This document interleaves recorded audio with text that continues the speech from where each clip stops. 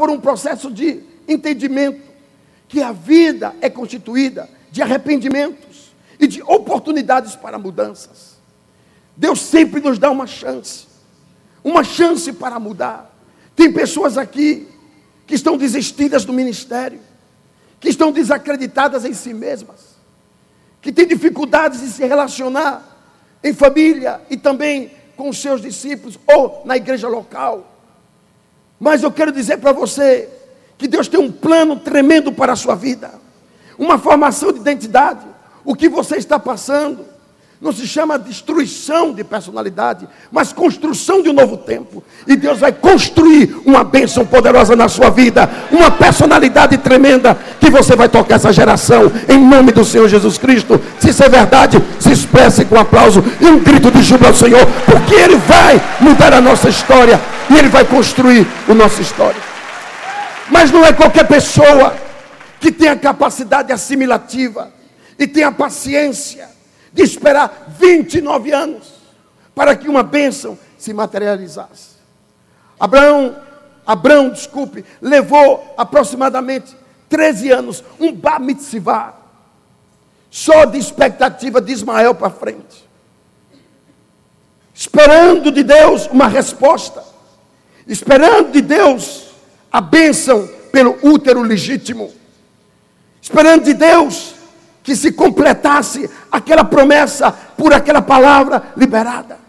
Então aquele homem, já com 99 anos de idade, sabendo que foi chamado com 75 anos, ainda Abraão, com essas dificuldades, nuances que nós apontamos, ele começa a entender que ou ele morre, ou Deus inicia algo novo.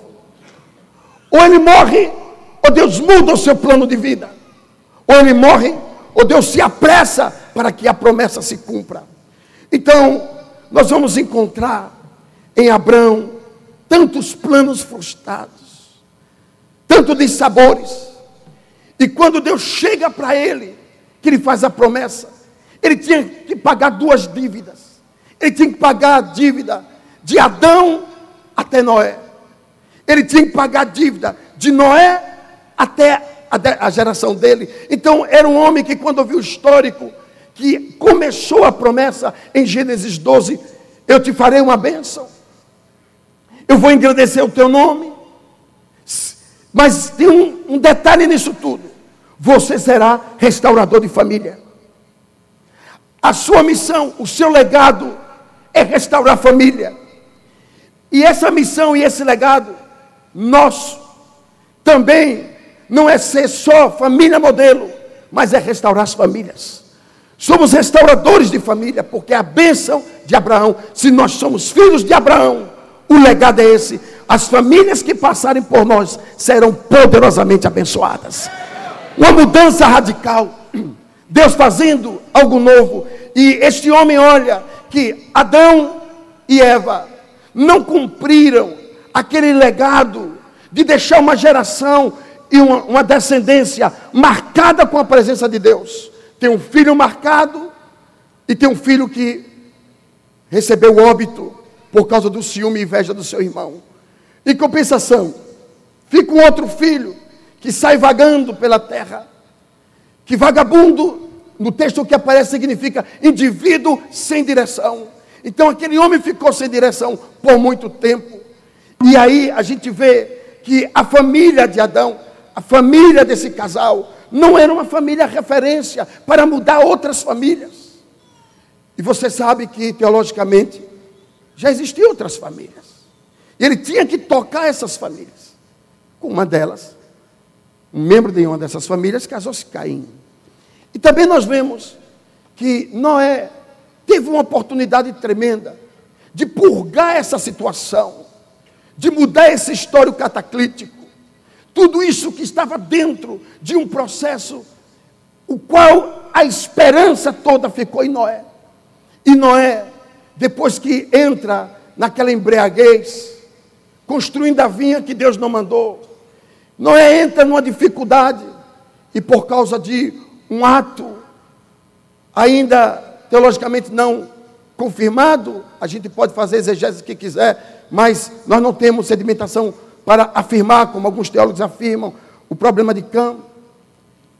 E dali ele lança uma praga, uma maldição, e ali a cidade que seria a cidade da promessa se torna centro da maldição, por vários motivos.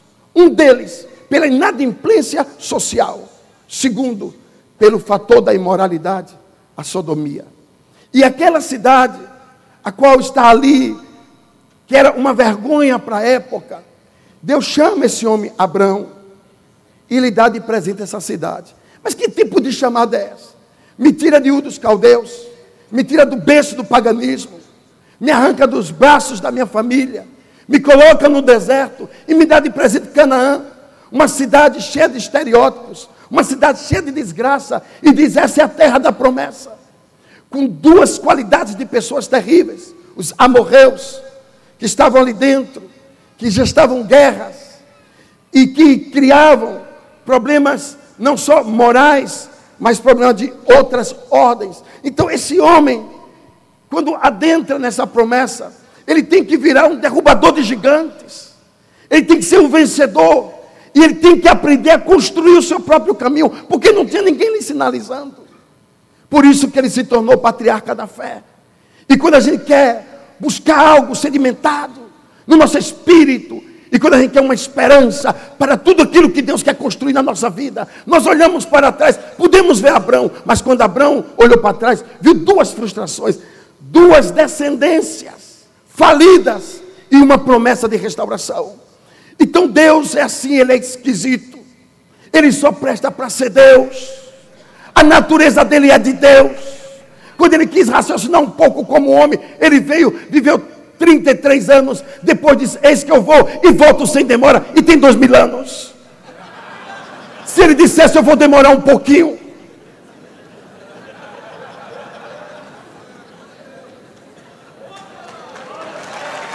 ele pensa como Deus, ele raciocina como Deus, e ele só presta para fazer milagres. E eu quero lhe dizer que ele tem um milagre preparado para a sua vida hoje, porque Deus, o Deus que nós servimos, é um Deus de milagre. Quantos recebem o milagre de Deus, dá um aplauso e um grito de júbilo a ele.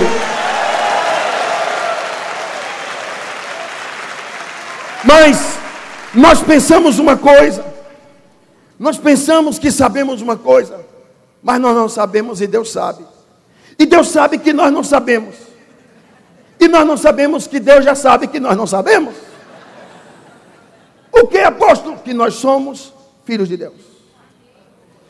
Todos que estão aqui pelo Calvário, deu-lhes o poder de serem feitos filhos de Deus, a saber, porque creem no seu santo nome. Tem algum crente aqui, filho de Deus, para se expressar diante dele?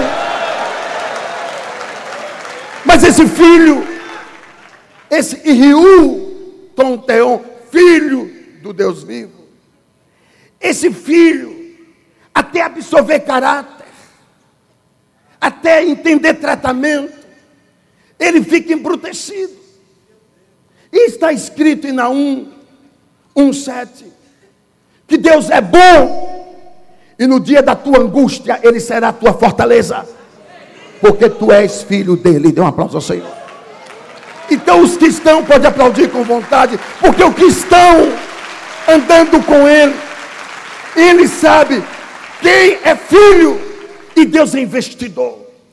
Ele é pródigo, no bom sentido da palavra, que pródigo é gastador. Então ele gasta à vontade, ele libera muita coisa para nós, mas nós estamos tão conscientes que somos filhos, assim como ele é consciente que é o nosso Pai, e é o nosso supridor, e ele que nos encaminha, ele que nos orienta. E Naum 1:9 diz: porque tu és meu filho, seja uma aplicação minha, eu vou te tirar desta cadeia, eu vou te arrancar desta dificuldade, e tu não passarás pela mesma angústia 2 vezes. Dê um aplauso a ele. Eu me agarro a esta promessa, eu me apego a esta promessa, que as angústias do passado eu não vou sofrer duas vezes. Porque Ele é bom e eu sou filho dEle. Porque Ele é bom e você é filho dEle.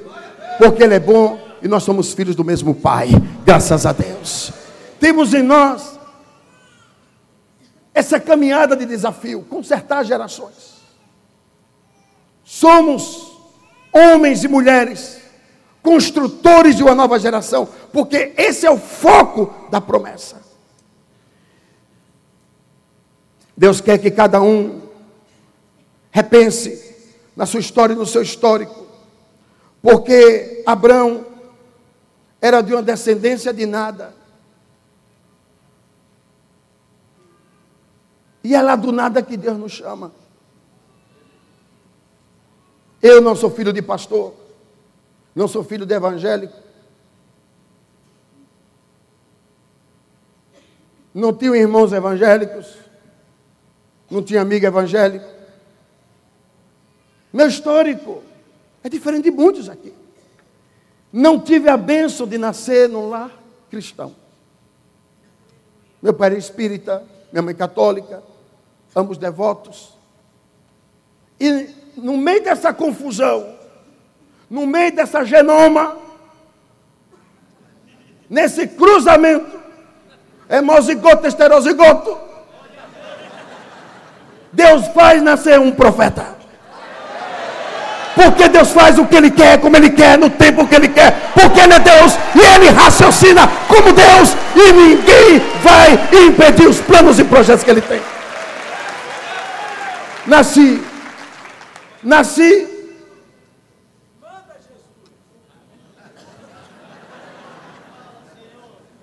E dentro desse processo, ganhei minha família para Jesus.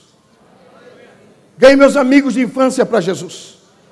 Tive o prazer de pastorear uma igreja, que a maioria eram meus amigos de infância. Que eu os conquistei, os batizei. E hoje, alguns deles são pastores. Então Deus é esquisito. Desculpe se alguns não entendem, não processam isso. Perdoe a minha linguagem. Mas Ele tem uma maneira, a multiforme maneira dele trabalhar, é na liberdade de Deus. E Ele quer construir coisas tremendas. Então, esse Abrão, que tinha ele, quem era ele, para ser usado, para transicionar duas descendências falidas, com decretos horripilantes. Quem é este homem? O que Deus viu neste homem, de família pagã, dos altares construídos pelos Ixos,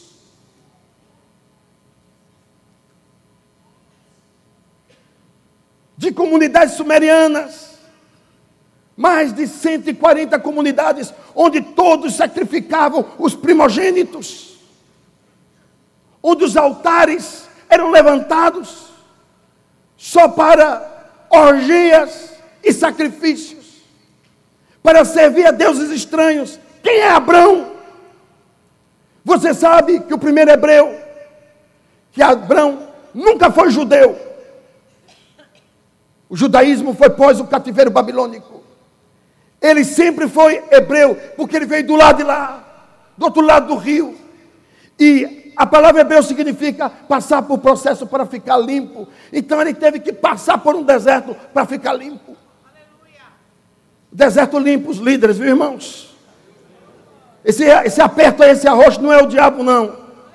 É Deus dizendo: eu quero você nesse ministério, eu quero você nesta obra, eu quero você nesta chamada inequívoca, e Ele vai te tratar da maneira dEle. Porque Deus tem uma maneira diferente de tratar cada crente. Mas tudo é no deserto. Bem-vindo ao deserto. No deserto não se compra, no deserto não se vende, no deserto não se guarda para amanhã. Deserto tem entrada, tem meio, tem fim. Mas deserto é temporário. Deus não chamou o seu povo para deserto, chamou para a terra que mana leite e mel. Então o destino nosso é um destino feliz. Dê um aplauso ao Messias.